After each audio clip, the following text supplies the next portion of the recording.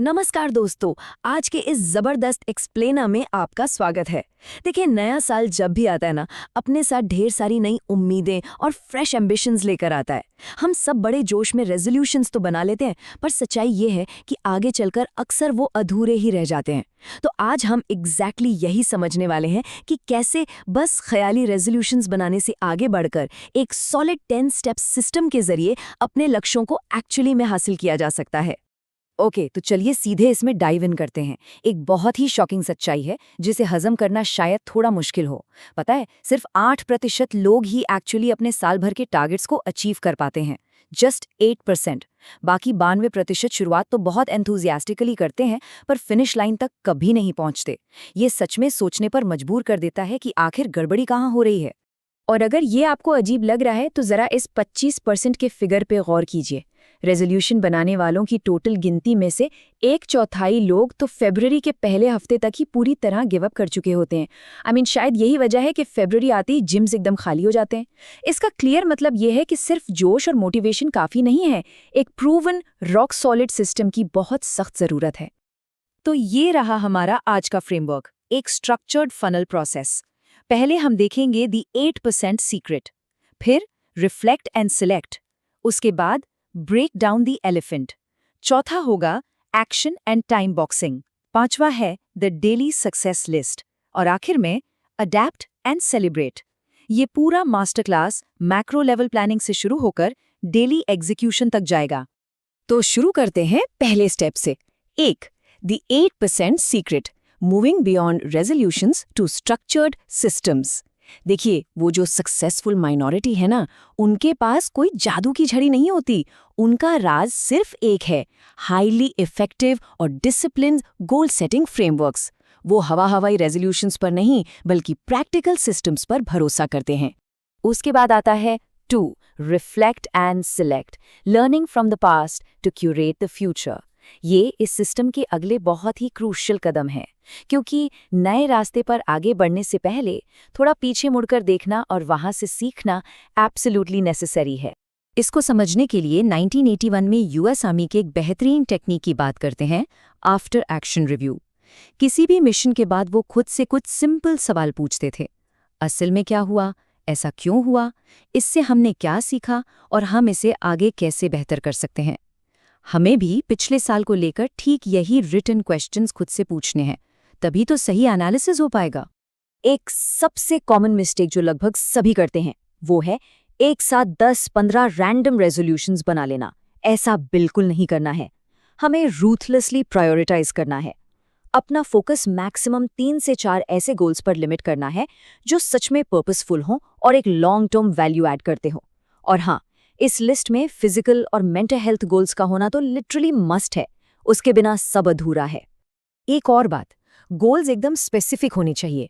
जैसे अगर लक्ष्य है एक कार खरीदना, तो ये तो बहुत वेग हो गया। इसे एक मोटिवेटिंग हाइपर स्पेसिफिक टारगेट में बदलना होगा। जैसे एग्जैक्ट ब्रांड कौन सा होगा, स्पेसिफिक मॉडल कौन सा चाहिए, फिक्स्ड बजट कितना है, रंग कौन सा लेना है, किस टारगेट डेट तक गाड़ी घर आनी चाहिए और इसका कोर पर्पस क्या है। जब डिटेल्स इतनी क्लियर होती है ना, तब जाके अंदर से एक जेन्युइन मोटिवेशन आता है। अगला स्टेप इस फनल प्रोसेस को और आसान बनाता है। 3, break down the elephant, tackling massive goals one bite at a time.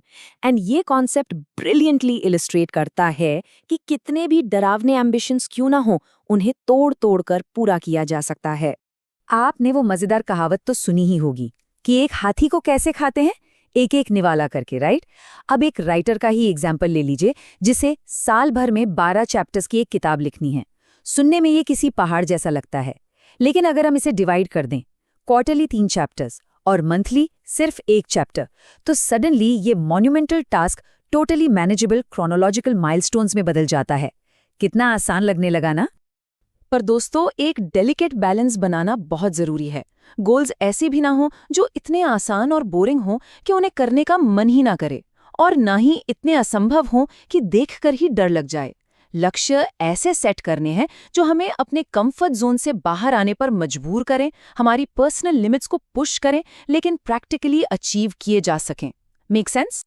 अब थोड़ा और डिटेल में चलते हैं एग्जीक्यूशन फेज की तरफ। 4, action and time boxing, scheduling success down to the hour. यहाँ पर हमारा लंबा विजन हमारी हर दिन की सच्चाई से आकर टकराता है। Now what's really interesting here is कि कैसे time boxing technique specific actions को आपके कैलेंडर में बिल्कुल लॉक कर देती है। सुबह 8 बजे 2 घंटे के लिए राइटिंग और ठीक 10 बजे 1 घंटे का रिव्यू। जब स्केड्यूल इस तरह एकदम घंटे के हिसाब से तय होता है ना, तो सोचने और टाइम वेस्ट करने की कोई जगह ही नहीं बचती। लेकिन देखिए, सिर्फ प्लान बना लेने से सब नहीं हो जाता। एक पावरफुल एक्शन प्लान के लिए नई आदतें बिल्ड करनी पड़ती हैं, एक स्ट्रिक्ट डिसिप्लिन लाना पड़ता है, डेली रूटीन को फुल्ली ऑप्टिमाइज करना और ये तय करना पड़ता है कि हमें क्या सैक्रिफाइसेस देने होंगे, क्योंकि एक्स्ट्राऑर्डिनरी रिजल्ट्स अचानक से नहीं मिलते। उनके लिए रोजमर्रा के बिहेवियर्स में बदलाव चाहिए होता है। कुछ बड़ा पाने के लिए कुछ आराम तो छोड़ना ही पड़ेगा। और ये बदलाव एग्जैक्टली हमारा अगला पॉइंट है। 5. The daily success list, prioritisation over busy work. ये डेली टास्क मैनेजमेंट में एक ऐसा शिफ्ट है जो एक हाईली इफेक्टिव माइनॉरिटी को थकी हुई ओवरवर्क्ड मेजॉरिटी से बिल्कुल अलग खड़ा करता है। अगर आप इन दोनों अप्रोचेस को ध्यान से देखें, एक तरफ है स्टैंडर्ड 15 आइटम्स वाली टू डू लिस्ट, जो बहुत क्लटर्ड और एग्जॉस्टिंग होती है। इसमें छोटे मोटे काम टिक करके हमें लगता है कि हम बहुत प्रोडक्टिव हैं, पर ये सिर्फ बिजी वर्क है। दूसरी तरफ होती है एक फोकस्ड 4 आइटम सक्सेस लिस्ट, जो डायरेक्टली गोल से जुड़ी होती है, हाई इम्पैक्ट। एक क्यूरेटेड लिस्ट असल में आपकी प्रोग्रेस को आगे बढ़ाती है, सिर्फ बिजी होने का धोखा नहीं देती। एंड फाइनली हम इस प्रोसेस के आखिरी फेज में आ गए हैं। 6. Adapt and celebrate, staying the course and rewarding the journey.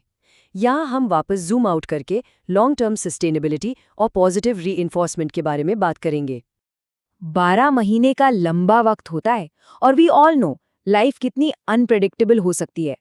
Circumstances बदलेंगे और नई प्रॉब्लम्स आएंगी। जब ऐसा हो तो अपनी स्ट्रैटेजीज और मेथड्स को जरूर एडजस्ट कीजिए, लेकिन अपने अल्टीमेट गोल को कभी अबैंडन मत कीजिए। स्ट्रेटेजिक फ्लेक्सिबिलिटी रखनी है, बिना अपने फाइनल ऑब्जेक्टिव को कॉम्प्रोमाइज किए। रास्ता बदलिए, मंजिल नहीं। और इस पूरे सफर में सबसे जरूरी बात, सफर को एंजॉय करना मत भूलिए। हर छोटे माइलस्टोन पर रुककर जश्न मनाना चाहिए।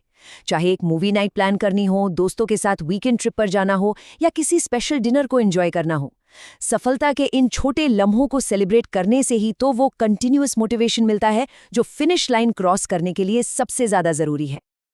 आखिर में आपसे मेरा बस यही सवाल है, क्या अब हम उन पुराने स्टैंडर्ड रेजोल्यूशंस को कंप्लीटली डिच करने के लिए तैयार हैं? क्या हम आज और अभी से 3 या 4 रियल एक्शनेबल गोल्स पर कमिट कर सकते हैं? अगर हाँ, तो यकीन मानिए ये पूरा फ्रेमवर्क एक रियल गेम चेंजर साबित हो सकता है। सोचिए इस बारे में और इस नई शुरुआत को आज ही अपनाइए।